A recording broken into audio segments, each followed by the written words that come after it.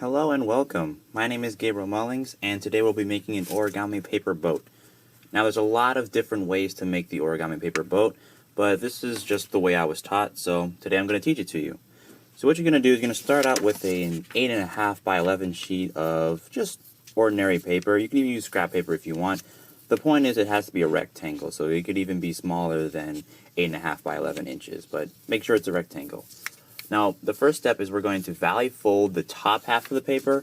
Now, valley fold is just a fun little origami term, but it just basically means fold, just fold.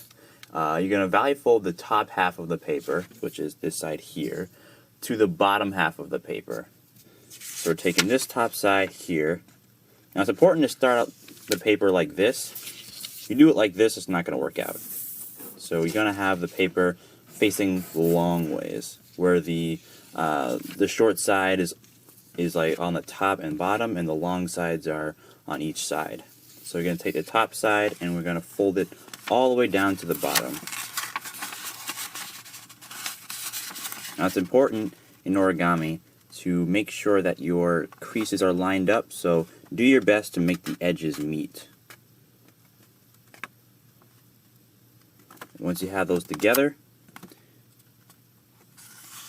sort of hold it down with one hand and sort of push the air towards the seam, and then run your finger just like that. Now when you open it, you should have a line that's running perfectly through the middle. Let's close it back though, because we're not opening it right now. So what we're going to do next is we're going to, well, first notice that there's like two sides of the paper, right? There's the top part where there's a seam, just like this random seam here that we made. And then there's like these kind of, I call them flaps. You can call it excess paper, however you like to call it. It's just loose paper. So you're on the table you're using, make sure that the paper is exactly like this, okay? What you're going to do next is you're going to take either side. It doesn't matter what you start out with, but I like to go from right to left. We're going to make another seam in the middle of the paper. So we're taking the right-hand side, or making it touch the left-hand side until the corners meet. Again, we're trying to keep those corners nice and neat. It's not gonna not work if you don't have the corners meet up, but in origami, it just makes the finished product look a lot nicer when you try to strive for that perfect edge-to-edge lineup. See, you should have a line here. Alright, so what we're going to do next is we're going to bring the right-hand side of the paper to the middle line, creating a triangle in the paper. So we're taking this edge here, taking this edge, and we're going to line it up with the crease that we made. Now stay with me, I know this will look kind of tricky, but we're basically making a triangle in the paper. So when you're done, it should look like this.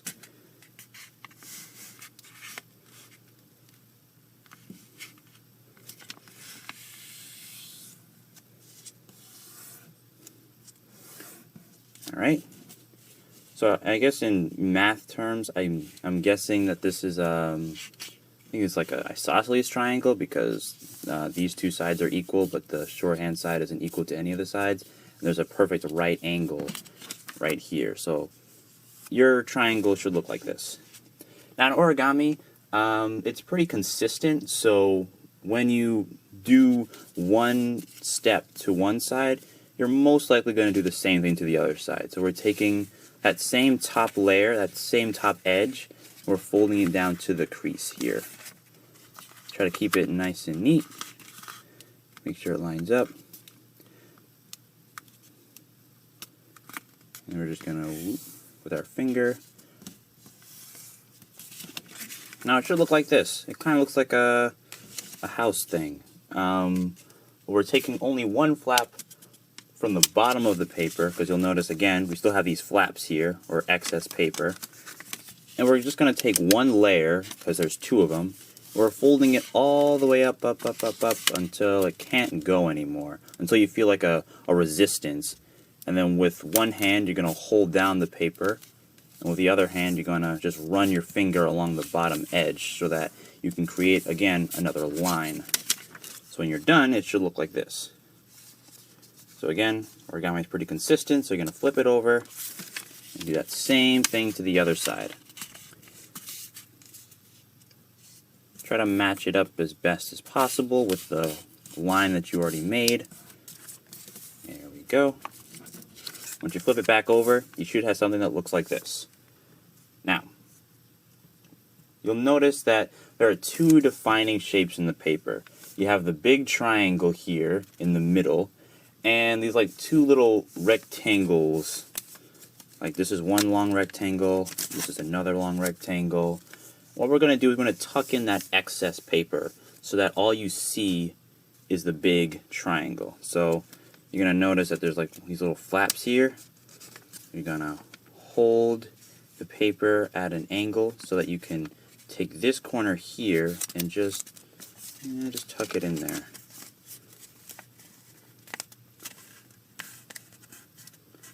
Just like that. Now when you're done, it should look exactly like this. Now you can do the same thing to all three sides. So meaning that this is still one side. Again, we're just tucking it in. I'm going to flip it over.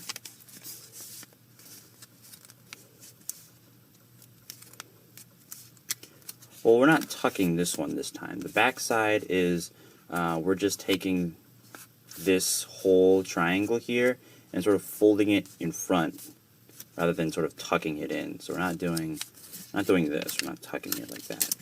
We're just it's kind of giving the big triangle a hug, I guess, if you want to be like that. Same thing to the other side.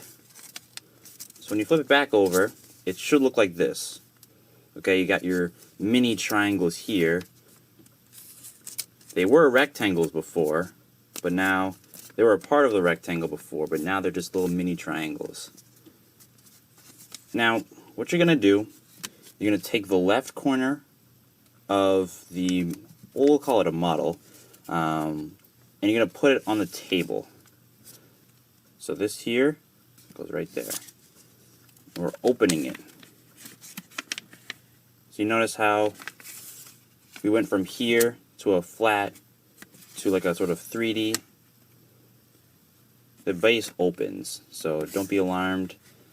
This will not hurt you. You're taking the top corner and making it line up with the bottom.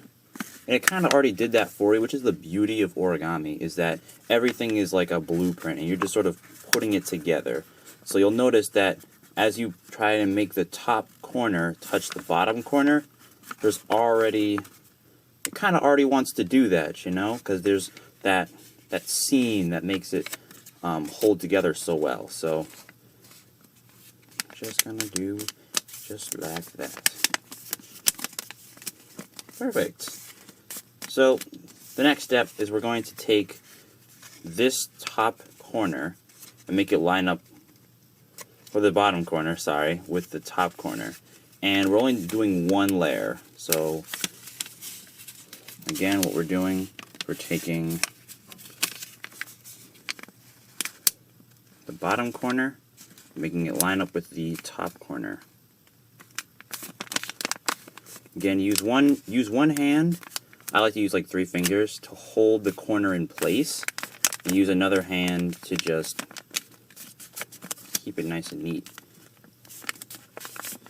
Alright. Flip it over. We're going to do that same thing to the back side. Take that bottom corner, that bottom part, and fold it to the top corner, that top part.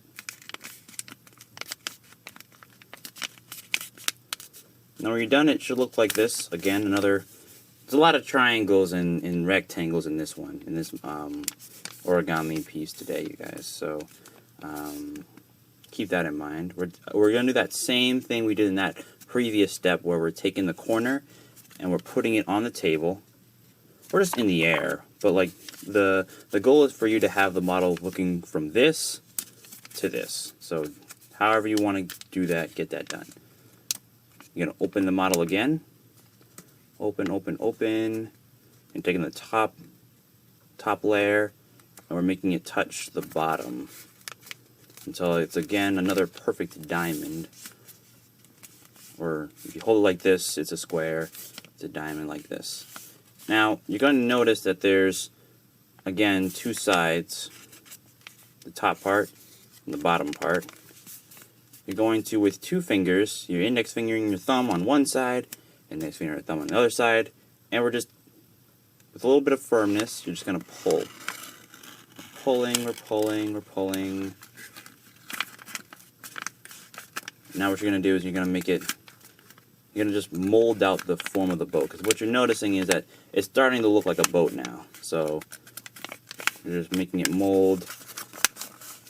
Put the boat flat on the table, because I've been having it in the air this whole time, but air folding's okay. But you can also have it on the table, whatever works for you.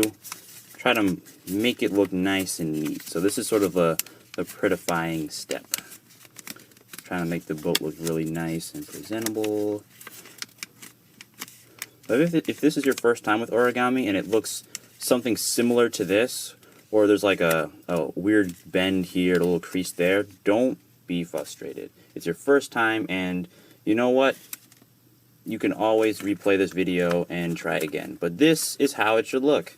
It looks really nice, and look, the first boat has a friend now. So thank you so much for watching. My name is Gabriel Mullings, and I hope you enjoyed.